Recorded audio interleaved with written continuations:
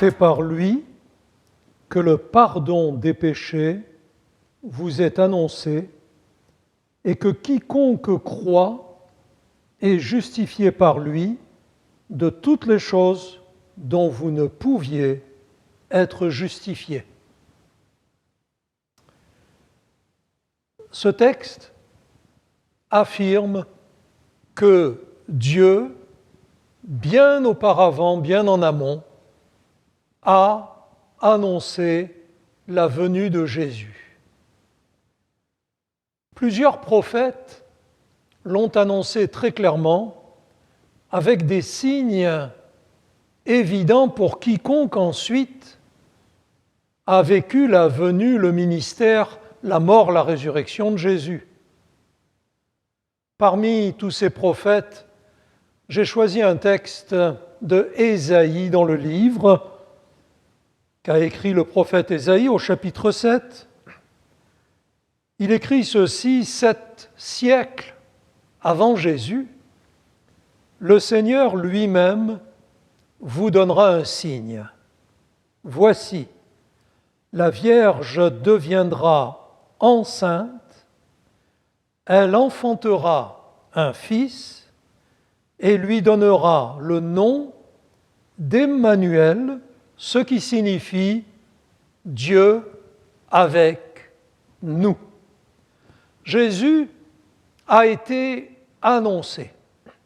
Lorsqu'on lit la première partie de la Bible, que l'on appelle le Nouveau Testament, et notamment tous les prophètes, eh bien on découvre que cette période messianique, la période de la venue du Messie, en vue du salut de l'humanité, a été abondamment décrite par ces hommes de Dieu. Le mot prophète, c'est en quelque sorte le porte-parole de Dieu. Et ces hommes, plus ou moins précisément, en fonction de l'inspiration divine qu'ils ont reçue, ont écrit concernant le Messie qui devait venir. Et Ésaïe, lui, environ 7 siècles, 700 ans avant Jésus, a donc écrit qu'il devait naître d'une vierge, qu'il devait être un fils unique et qu'on l'appellerait Dieu avec nous, qu'il porterait les symboles de la divinité. Ainsi, Jésus a été annoncé. Et les textes qu'il annonçait ont confirmé son ministère lorsqu'il est venu. Car Jésus est bien né d'une jeune fille vierge. Sa conception l'a été par le Saint-Esprit de Dieu lui-même, et il a bien été ce fils annoncé, dont on dirait Dieu est avec nous. À la suite de son message public, à la suite des miracles étonnants qu'il a opérés de manière très abondante, on a pu dire de lui que jamais un être humain n'avait parlé comme cela. On a pu dire de lui qu'il faisait des merveilles, des guérisons, des transformations de vie, des retournements de situation, comme jamais un être humain n'aurait pu en faire. Jésus, ça a été Dieu incarné, Dieu venu sur terre dans un corps comme le nôtre pour nous apporter un message de pardon, de guérison, de salut, ce que les prophètes avaient annoncé, ou plutôt ce que Dieu avait annoncé par le moyen des prophètes, s'est bien réalisé en Jésus. La deuxième phase de la prédication de Paul ce jour-là, dans cette grande ville d'Antioche de Pisidie, à toutes ces dizaines de personnes, centaines peut-être, de personnes concernent la crucifixion de Jésus. Paul dit, les habitants de Jérusalem et leurs chefs ont méconnu Jésus. Et en le condamnant, ils ont accompli les paroles des prophètes qui se lisent chaque sabbat. Quoiqu'il n'ait trouvé en lui rien qui soit digne de mort, ils ont demandé à Pilate de le faire mourir. Et effectivement, nous le savons, après environ 3 ans et demi de message public, d'un message qui a concerné des milliers et des milliers de gens, qui a été connu dans tout le pays et même au-delà, Jésus a été arrêté, Jésus a été injustement jugé, condamné, et Jésus a été crucifié. David, le roi David, environ un millénaire avant Jésus, décrit cette crucifixion en ces termes: « Ils ont percé mes mains et mes pieds ». Vous trouverez cela dans le psaume 22, un des psaumes de David. « Ils ont percé mes mains et mes pieds ». À l'époque où David a écrit cela, il ne pouvait imaginer ce que serait la crucifixion qui est apparue dans le bassin méditerranéen bien plus tard. À l'époque de David, une condamnation à mort s'exécutait par lapidation. La crucifixion, David ne pouvait seulement l'imaginer, et cependant, il écrit dans un psaume prophétique, messianique, « Ils ont percé mes mains et mes pieds ». Car Jésus a bien été crucifié. Il a bien été cloué par les mains et par les pieds sur une croix en bois. Pourquoi ? Eh bien, la Bible dit que c'était pour donner sa vie à notre place, afin d'assumer lui-même nos péchés, nos fautes, nos erreurs, nos transgressions, notre incrédulité, nos rébellions contre Dieu. Tout cela, rien ni personne, aucun système, aucune personne, fût-elle extrêmement religieuse, n'aurait pu l'accomplir. Seul le Fils de Dieu est mort pour nous sur une croix afin de purifier nos âmes, afin de nous laver de notre passé, de tirer un trait sur nos fautes, sur nos péchés, volontaires ou involontaires, et de nous permettre ainsi un nouveau départ, un renouveau. Jésus est mort sur la croix pour vous, pour moi, pour toi, pour moi. Il a donné sa vie, on l'a crucifié sur le mont Golgotha, et quelques heures après, il en est décédé.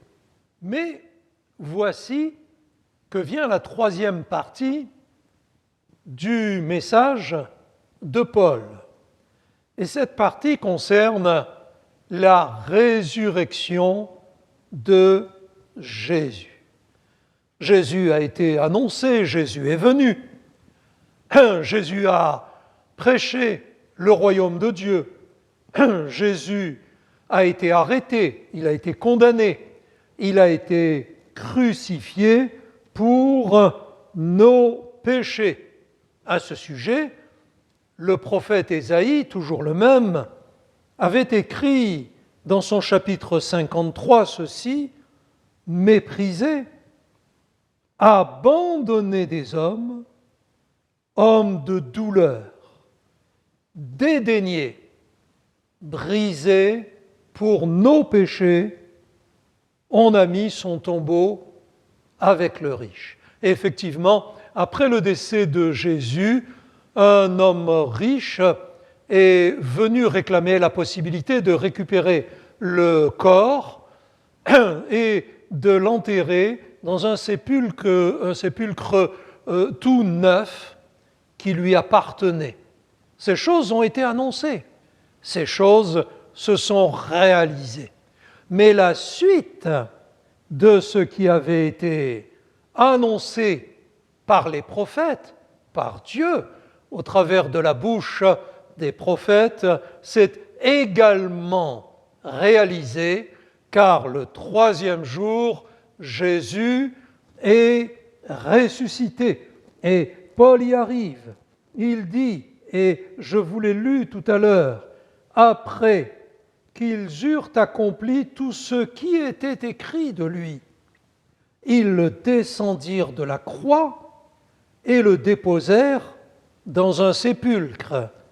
Mais Dieu l'a ressuscité des morts, et il est apparu pendant plusieurs jours à ceux qui étaient montés avec lui de la Galilée à Jérusalem et qui sont maintenant ses témoins auprès du peuple. Dans le psaume 16, toujours dans ce livre des psaumes, dans l'Ancien Testament, il y a un verset qui dit ceci: « Tu ne livreras pas mon âme au séjour des morts, tu ne permettras pas que ton bien-aimé voie la corruption. » Dieu, par la bouche des prophètes, avait annoncé aussi la résurrection de Jésus. Et cela n'est pas un mythe, parce que si l'on avait simplement prétendu que Jésus était ressuscité, eh bien les autorités qui l'ont fait crucifier auraient fait constater que le cadavre était toujours dans le tombeau. Or, l'immense pierre roulée devant le tombeau était écartée, l'entrée était libre et il n'y avait plus de cadavre, comme preuve de sa mort.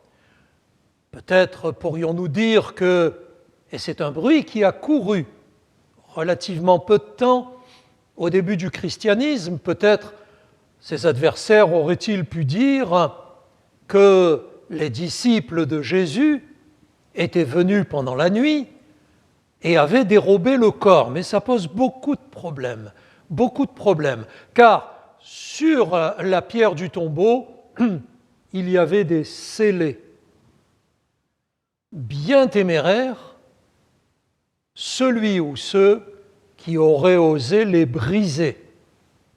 La condamnation aurait été aussi la crucifixion. Et puis il n'y avait pas que cela, il y avait également une garde armée. Et la condamnation d'un garde laissant échapper son prisonnier à l'époque était également la crucifixion. Non, Jésus est vraiment ressuscité. Ses adversaires auraient bien voulu prouver le contraire, mais il n'y avait ni cadavre, ni argument solide valable pour contester que Jésus, le troisième jour, était bien ressuscité. Et des années plus tard, l'apôtre Paul écrira que Jésus, durant 40 jours, avait été vu, approché, touché, qu'il avait mangé, parlé avec ses disciples et, en une certaine occasion même, vu d'un auditoire de plus de 500 personnes, dont, à l'époque de Paul, bien sûr, beaucoup étaient encore vivants. Et comme là le livre des Actes le dit, ces gens sont maintenant ses témoins auprès du peuple. Ils l'ont vu. Jésus est bien venu. Jésus a bien proclamé le message du royaume de Dieu, message de pardon, de guérison, de salut éternel, de vie éternelle. Jésus a bien été crucifié, mais il a aussi été ressuscité par la puissance de Dieu. Il vit désormais au siècle des siècles. Il est auprès de Dieu où il attend toutes celles et ceux qui un jour l'ont accepté comme sauveur et lui ont donné leur vie à tout jamais. Alors, voyez-vous, chers amis, si Dieu lui-même, le Tout-Puissant, le Dieu infini, éternel, avait annoncé la venue de Jésus avec des précisions étonnantes, sa naissance, le nom qu'il porterait, ce terme fils unique de Dieu, ces précisions concernant sa crucifixion, les clous dans les mains, dans les pieds, ces précisions concernant sa résurrection et toutes sortes d'autres précisions que vous pouvez découvrir tout simplement en lisant la Bible. Si Jésus a bien été annoncé par Dieu, c'est à nous qu'il a été annoncé. Et la prédication du message biblique, c'est l'annonce, aujourd'hui encore, de cette possibilité de nous approcher de Jésus et de le rencontrer personnellement. Dans le dernier livre de la Bible, qui est l'Apocalypse, un mot qui signifie la révélation, il y a cette merveilleuse image de Jésus s'approchant de notre porte et frappant à la porte de notre cœur, disant, et c'est écrit ainsi, « Si quelqu'un entend ma voix et m'ouvre la porte, alors j'entrerai chez lui. » Aujourd'hui, je vous annonce la possibilité de rencontrer Jésus. Il a fait le premier pas. Il s'est approché de vous et il s'attend à ce que vous vous approchiez de lui en retour. Ce Jésus qui est mort un jour sur une croix, couvert de sang, de larmes, de sueur, le front couronné d'épines, les mains et les pieds fracassés par les clous et recevant au bout de quelques heures, en définitive, un coup de lance d'un soldat romain en plein cœur. Ce Jésus est mort pour vous. Il s'est donné à votre place pour pardonner votre passé, purifier votre être, vous permettre de vous présenter devant Dieu en nouveauté de vie. Et ce Jésus est vraiment ressuscité. Nous ouvrons en quelque sorte la porte du ciel, la porte de l'éternité. Ces dernières paroles sur la croix ont été celles-ci: tout est accompli. Jésus a tout accompli pour que vous puissiez être pardonnés, délivrés, guéris, sauvés. Il ne tient maintenant à vous que de croire en lui, car c'est par la foi que l'on peut obtenir le bénéfice de la venue, du message, de la mort et de la résurrection de Jésus. Ce n'est pas simplement en y adhérant intellectuellement ou de manière traditionnelle ou de manière mystique, philosophique, mais c'est en plaçant à lui, en ce Sauveur, en Jésus annoncé, en Jésus envoyé, en Jésus crucifié, en Jésus ressuscité, toute notre confiance, toute votre foi. Je vous invite à croire en Jésus. Vous savez, le texte que je vous ai lu, cette prédication de Paul à Antioche de Pisidie, ce fameux jour, il y a environ 20 siècles, se termine ainsi: « C'est par lui que le pardon des péchés vous est annoncé et que quiconque croit et justifiés par lui de toutes les choses dont vous ne pouviez être justifiés. Seul Jésus peut pardonner vos péchés, car il est venu pour vous, il est mort pour vous, il est ressuscité pour vous. Donnez-lui aujourd'hui votre cœur et votre éternité.